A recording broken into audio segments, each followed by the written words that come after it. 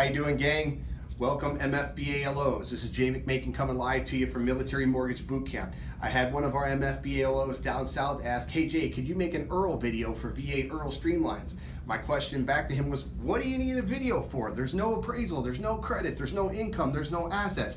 But as I actually started digging into it, because he made the point, well, this is for a new LO. As seasoned loan officers, sometimes we forget how easy things are. We're just used to doing our day-to-day. But for a new LO, this could actually be a lot of information as we started diving in. So let's describe what an IRRL is first.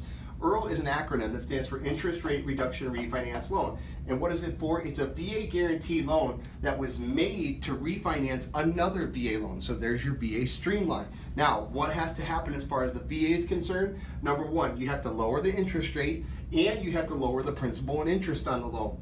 There's no appraisal, there's no credit, there's no income or no assets, like I said before. But pay very close attention to this because this is a lender overlay that they are allowed to add if they want to. Because just because the VA says they don't need it doesn't mean they won't require it because they are lending the money. Now, here's the programs that are allowed. You have a fixed to fix, same term. So you can go 30-year to 30-year.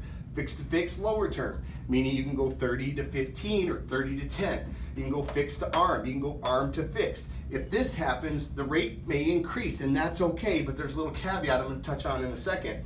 You can also add energy efficient modifications to this. So you see up here in these three scenarios, fixed to fixed, lower term, ARM to fixed, and adding energy efficient modifications, if the PITI increases by more than 20%, then the lender has to credit income and qualify the borrower, so be very careful of that.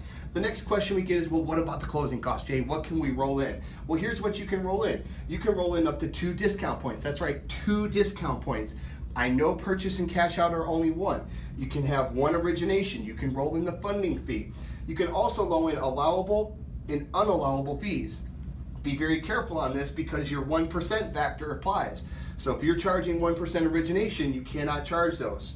Cash back, here's another question. Well, how much cash back, or can I get cash back? The max cash back at close is $500. If it exceeds $500, what you have to do is apply that to a principal reduction. There's one exception to the rule. You can do energy efficient modifications. If the borrower has paid for EEM modifications 90 days prior to the closing, they can get reimbursed up to $6,000 back at closing. That's the only exception. Next question, what about mortgage history? The VA says that you can be no more than 30 days past due at the time of closing. So typically what will happen is a customer goes and sees a loan officer, they say, hey, you don't have to make your payment. Well, all of a sudden they don't close on time, now they're 1 times 30. That's why this was created. So that borrower has a chance to go ahead and be a 1 times 30, get caught up on that payment before close. If you are more than 30 days past due, that actually has to go to the VA for approval. Last thing here, what are the docs that are required? You need the old note from the previous mortgage, the old HUD1/CD from the previous mortgage, new disclosures, new title, new hazard and flood insurance, and make sure you understand this and highlight this. There is no COE, certificate of eligibility is not required on this. So this is everything that you need to know for a VA IRRL. Thanks for checking out Military Mortgage Bootcamp.